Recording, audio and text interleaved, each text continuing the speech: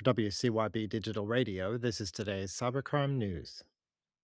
Activision has released an emergency update for the PS5 version of Call of Duty Black Ops 2 to strengthen match security and investigate player accounts whose prestige levels were maliciously altered by hackers. Vice reports that since the game's early July launch, widespread cheating has resulted in some legitimate players being unfairly banned after attackers manipulated their account progression.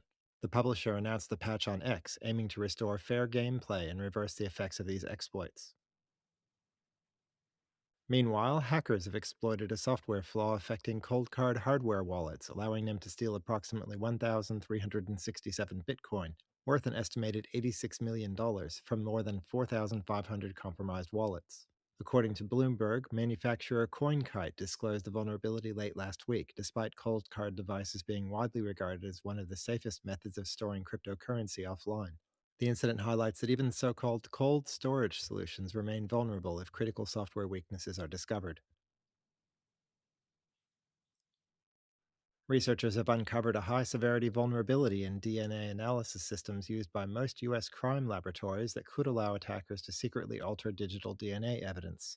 The Wall Street Journal reports that the flaw, which may have existed since 1995, can now be exploited more easily using AI generated code capable of modifying forensic records without leaving evidence of tampering.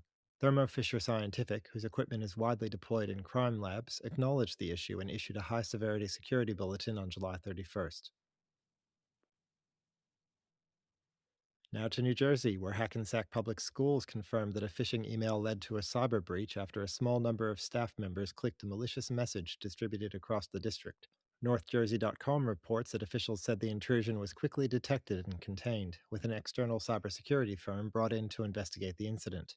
The district serves around 5,500 students across 6 schools and has not disclosed whether any sensitive data was compromised.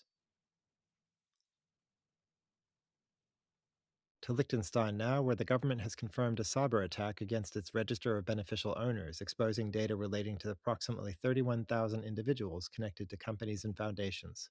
Euronews reports that authorities said an unknown attacker gained unauthorized access before the system was secured and taken offline as investigations began. The register was established in 2021 to combat money laundering and terrorist financing, making the breach particularly significant for the country's financial sector. And finally, US Cyber Command is preparing to establish a Silicon Valley office known as Cyber Command West to strengthen collaboration with the technology industry and accelerate cyber capability development. The record reports that the office will initially operate from the Defense Innovation Unit before expanding its staff and mission.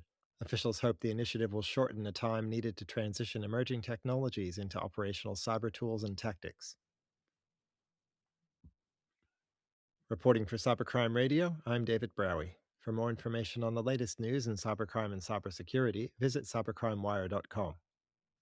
The Daily News is brought to you by Evolution Equity Partners, an international venture capital investor partnering with exceptional entrepreneurs to develop market-leading cybersecurity and enterprise software companies. Learn more at evolutionequity.com.